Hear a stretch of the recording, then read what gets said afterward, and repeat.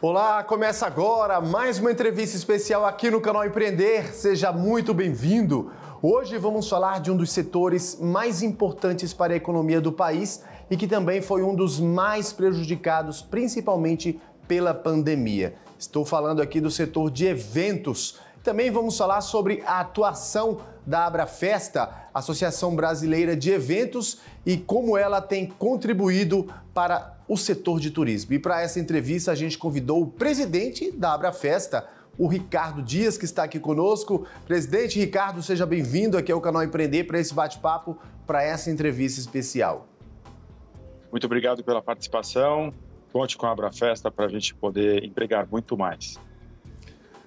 Presidente, o consumo no setor de eventos chegou aí a, me corrija se eu estiver enganado, a mais de 55 bilhões de reais só nesse primeiro semestre de 2023. E mais exatamente 57 bi. O setor, na sua opinião, é um dos maiores geradores de emprego no país? Olha, com certeza é. Ainda mais porque a gente tem uma situação de falta de cálculos, né? Falta de pesquisa, porque nosso setor é muito informal, então a gente não consegue quantificar quantas pessoas a gente está empregando. Provavelmente a gente deve estar falando em... É difícil falar esses números, mas 4 vezes mais, né? Entendi. Ainda mais sabendo que 2022, 2023, o ano que a gente está agora, um ano de retomada, um ano de ascensão, não só para o setor de eventos, mas para outros setores também, principalmente significativos para a economia do país, né? Com certeza, com certeza. Acho que depois que abriu o segmento, o setor de eventos impulsiona toda a cadeia do turismo, né? Porque até não ter... abrir os eventos, abrir os eventos corporativos, os festivais, o movimento da cadeia, os aviões, as vans, os hotéis, eles são impulsionados através do evento. Então, acho que o evento ajuda muito forte mesmo. Como a gente está nesse período de muita discussão, principalmente com relação a tributos, reforma tributária sendo aprovada pelo Congresso Nacional, você acredita que essa questão da inflação e do baixo poder aquisitivo das pessoas são os novos desafios para esse setor que só cresce no país?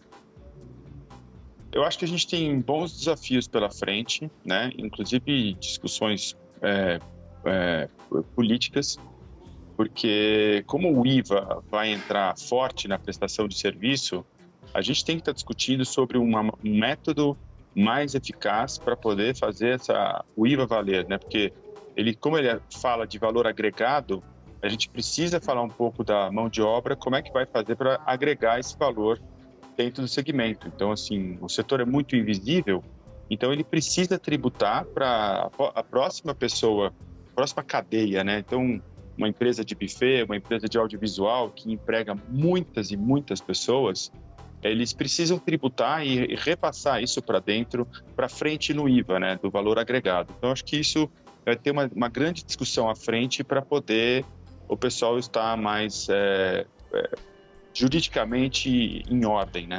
E tributário. E quando você fala de que movimenta toda uma cadeia, presidente, eu cito aqui como exemplo um desfile de modas, por exemplo. Recentemente a gente teve aqui na capital do país um desfile e que durante 3 dias a gente percebe o quanto que esse segmento movimenta vários outros segmentos de toda essa cadeia produtiva, porque ali você depende de uma empresa, de um prestador de serviço, um empreendedor da área de iluminação, áudio, transmissão, segurança, limpeza, gastronomia e por aí vai. Ou seja, é de fato um setor, como você bem falou no início da sua fala, a gente não tem como mensurar a quantidade de empregos indiretos que esse setor movimenta no país como um todo, né? Com certeza. Eu acho que a gente podia incluir aí uma base da operação, que são os carregadores. São pessoas muito simples que moram nas comunidades, têm uma dificuldade enorme de ter um dinheiro para uma passagem, mas ele é uma peça fundamental para você montar um palco, para você montar um festival, para você montar um desfile de modas, por exemplo. Quem montou o palco do desfile de modas foram os carregadores. São os mais invisíveis e os que sofrem mais na ponta.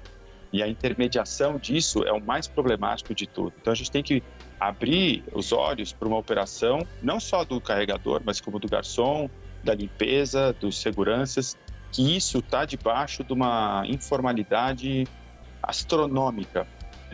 Toda vez que você escuta de grandes eventos sobre uma história de trabalho análogo, escravidão ou qualquer coisa assim, é porque não tem gerência. E essa falta de gerência é por falta de leis para o setor. Nós não somos restaurantes, não somos hotéis, nós somos empresas prestadoras de serviço para uma situação eventual. Monta, opera e desmonta. É isso.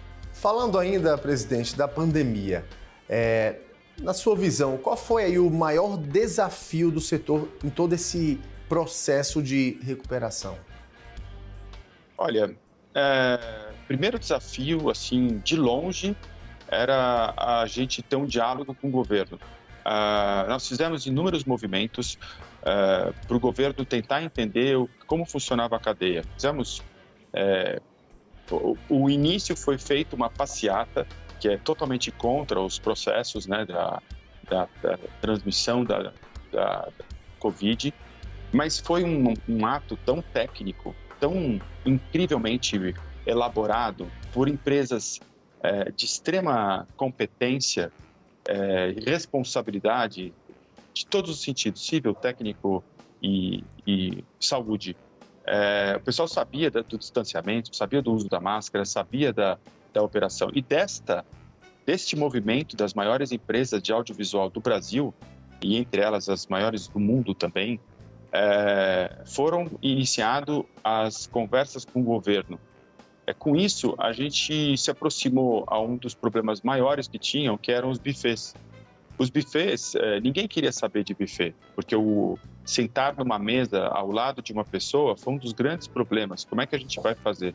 Só que aí, assim, qual é a diferença entre um shopping e um restaurante? O shopping tem a semelhança dos corredores com as lojas ao lado, que é igualzinho a uma feira de negócio.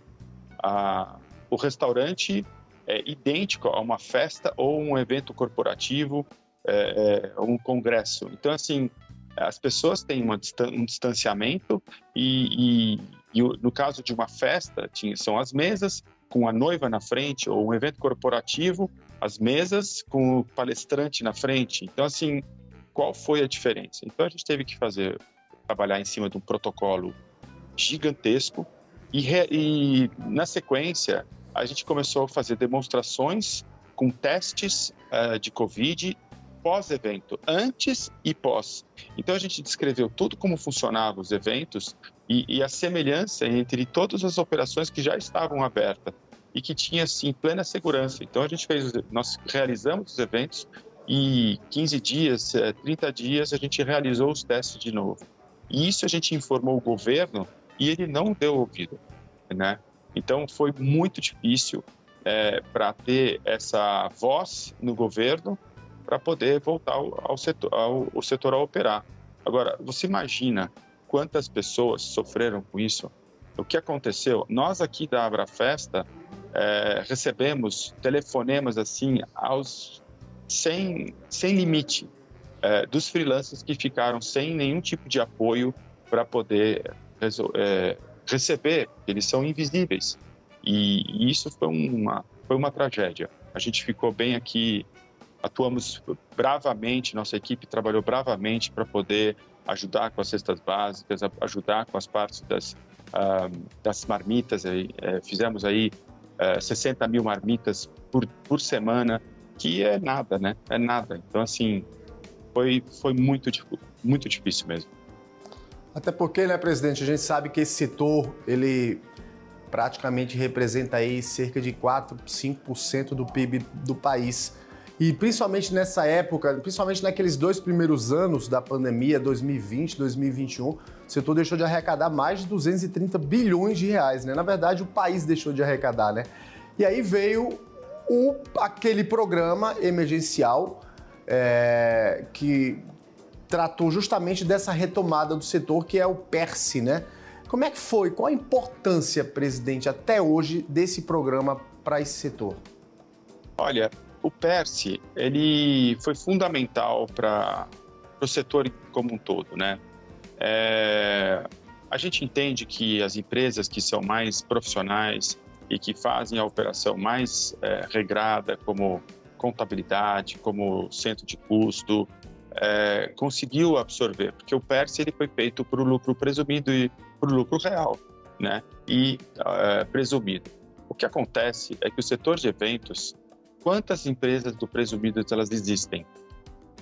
1%, né? Então, assim, é duro, foi excelente, foi magnífico, mas e o resto? O que aconteceu com o resto? As empresas do MEI, todo mundo pensa nos grandes shows, nas operações dos grandes shows, e os grandes shows são de operações das promotoras, e essas promotoras elas têm um volume de caixa alto, que contratam os organizadores de eventos, e os organizadores de eventos distribuem entre mais de 52 segmentos. Esses 52 segmentos, a maioria é Simples Nacional. Então, assim, quem se saiu bem nessa história foram as grandes empresas. Então, é só você fazer conta. O que aconteceu com o resto? É verdade. Presidente, a gente só vai agora para um rápido intervalo e na volta a gente segue falando aqui sobre os impactos e a importância não só desse programa para o setor, mas também da adesão, né, da Abrafesta ao Conselho de Turismo, né, salvo engano, né? Isso. É isso, Bom. é rapidinho. E para você de casa, não sai daí, a gente volta já já.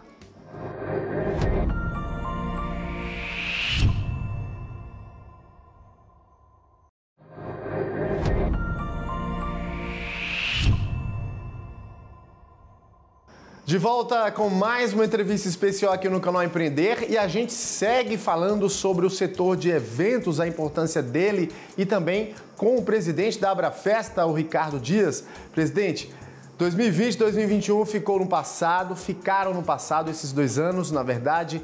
O setor deixou de arrecadar aí mais de 230 bi, mas eu recebi um dado aqui que atualmente, hoje, o setor já movimenta mais de 291 bilhões de reais e tem gerado 6,6% dos empregos em todo o Brasil. Ou seja, o setor de fato voltou e voltou com tudo, né? Com certeza voltou. Eu acho que a gente está podemos falar que muitas empresas se renovaram com isso, tiveram em algumas situações, do lado bom, a gente enxerga que as empresas viraram startup de novo, então conseguiram repaginar as operações, reestruturar durante esse período parado, 1 ano e meio, 2 anos, eles conseguiram, olha, vamos arrumar a casa, vamos fazer uma seleção melhor, vamos enxugar os custos e tal. E com isso, a gente percebe que muitas empresas se sobressaíram com isso. Acredito também que a gente enxerga que o setor tiveram muitas dança das cadeiras, né? Muitas empresas fecharam e muitas empresas abriram. Então a gente tem uma situação de oxigenação do setor e evidente que a gente tem uma situação também da mão de obra que ela desapareceu, né? As pessoas começaram a enxergar que os grandes produtores, os profissionais de eventos passaram muito tempo em casa durante essa pandemia e enxergaram que eles tinham sábado, que eles tinham domingo. E aí ele disse, olha, nunca mais quero voltar para o setor de eventos.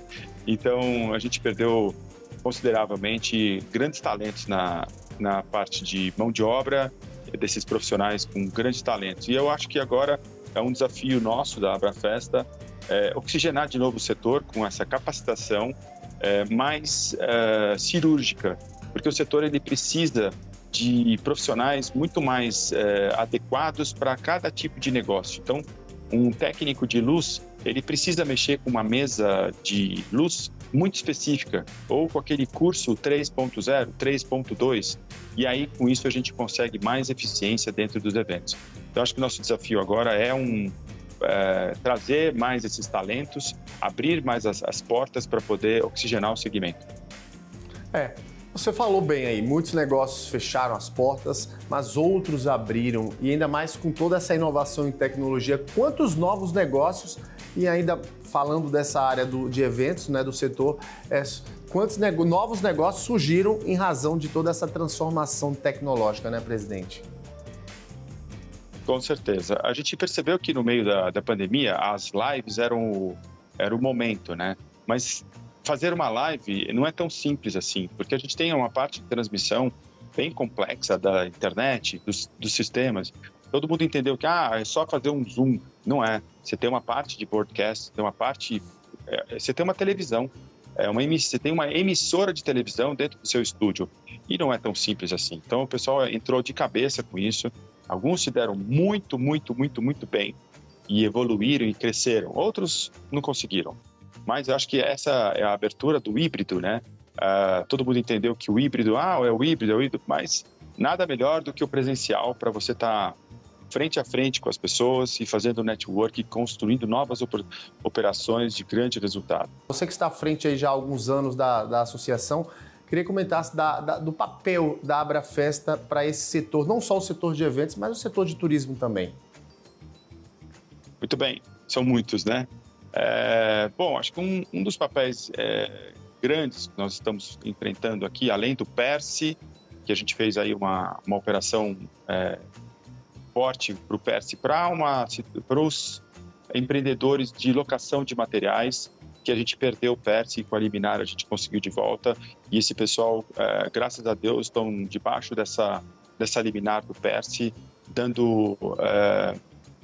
conseguindo pagar as contas do passado. Então, isso é uma coisa muito importante, porque a maioria do setor de eventos é de locação, seja de cadeira, de gerador, de mesa, de equipamento, de audiovisual, enfim, equipamento de locação para eventos. Então, isso é uma situação bem técnica que a gente fica explicando para o governo que, olha, o setor de eventos, o palco pode ter PERSE, mas o locador que faz o palco não tem o PERSE. Então, não faz sentido. Aliás, nenhum sentido, né? Então, e aonde emprega a maior quantidade de pessoas. Os buffets, graças a Deus, a gente conseguiu colocar. Então, os garçons, toda essa operação massificada, que é onde gera muitas e muitos empregos. A gente tem feito um trabalho grande de capacitação e de uma operação muito específica. Então, a gente entende que quem é que tem que dar aula são os empresários do setor de eventos. Quem mexe com a luz, quem mexe com o garçom, quem mexe com a cozinha, qual é a dinâmica de montar uma cozinha, uma recepcionista, um organizador de eventos. Então, todos esses 52 segmentos, a gente tem especialistas da maior performance possível. Então, a gente entende que quem tem que dar a aula são os nossos empresários e que se eles derem a aula, se eles tiverem um selo, a gente consegue fazer com que essa pessoa seja empregada na sexta-feira, no sábado. Então, todo mundo sabe que o setor de eventos ele vive de freelancer. Então, se a gente tiver a capacitação adequada, um selo e uma seleção ou uma certificação para esse profissional, ele é empregado instantaneamente. Outro projeto importante que a gente tem ao setor de eventos é um respeito à mulher. Nós participamos de um projeto do Não Se Cale. As mulheres, um projeto contra o assédio sexual dentro dos eventos, seja ele qual for. Como faz para os profissionais de eventos cuidar de uma vítima dentro de um evento? Então, assim, a vítima de assédio, a mulher, como é que a gente trata, o que a gente tem que fazer? E a capacitação desses profissionais para trabalhar no segmento. Com isso, a gente aprofundou com o Ministério Público, Ministério do Trabalho, Secretaria da Mulher, PROCON, para a gente criar um pacto e um selo das empresas que têm a chancela do respeito do projeto do Não Se Cale.